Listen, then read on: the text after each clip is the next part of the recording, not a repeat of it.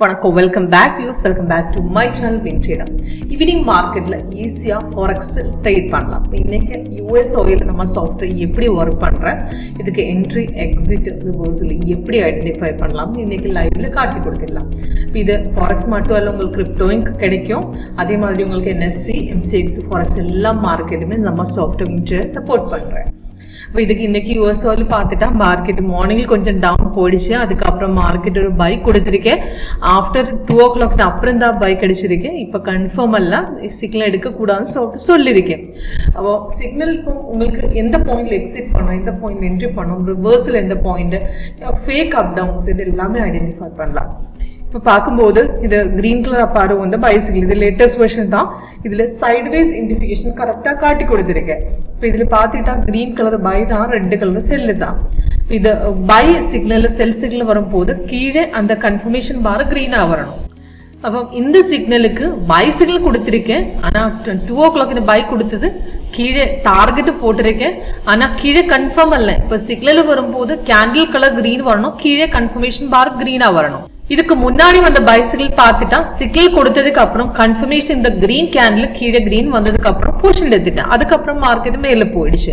அப்போ இப்போ பார்க்கும்போது இந்த சிக்னல் லேட்டஸ்ட் சிக்னலுக்கு கன்ஃபார்ம் இல்லை, கேண்டில் கிரீன் வரணும், கீழே கிரீன் வரணும், ப்ரைஸ் இன் பைசோன் வரணும். இதுக்கு அப்புறம் தான் ட்ரேட் எடுக்க முடியும். அல்லாண்டா அந்த சிக்னல் ஃபேக் ஆகிடும், ரிவர்ஸ் போயிடும். இப்போ திரும்பி மார்க்கெட் கீழே இறங்கும் போது அவரோட செல் சிக்னல் கொடுத்துடும். செல்லு பார்த்துட்டா கீழே ரெட்டாக இருக்கு. ஆனால் கீழே இறங்கும் போது அந்த செல் சிக்னல் வந்து கேண்டில் ரெட்டாக நமக்கு அந்த பொசிஷன் எடுத்துக்கலாம். இதுக்கு முன்னாடி வந்து செல் பார்த்துட்டாலும் ரெட் ஆகும்போது கீழே ரெட் வந்துட்டு அந்த சப்போர்ட் பார்க்கும்போது ஸ்ட்ராங் சப்போர்ட் தான், சப்போர்ட் ஸ்ட்ரென்த் பார்க்கும்போது ஸ்ட்ராங் தான். அப்போ அது கீழே நல்லா கீழே போச்சு மார்க்கெட்டு. அப்போ இதுக்கு எக்ஸிட் பண்ணதுக்கு சாஃப்ட்வேர் எக்ஸ்ட்ரா கலர் காட்டி கொடுத்துரு. இந்த ஆரஞ்சு, ஒயிட், ப்ளூ அந்த மாதிரி எக்ஸ்ட்ரா கலர் காட்டி கொடுத்துட்டா எக்ஸ்ட்ரா கலர் சைடு வேஸ் தான்.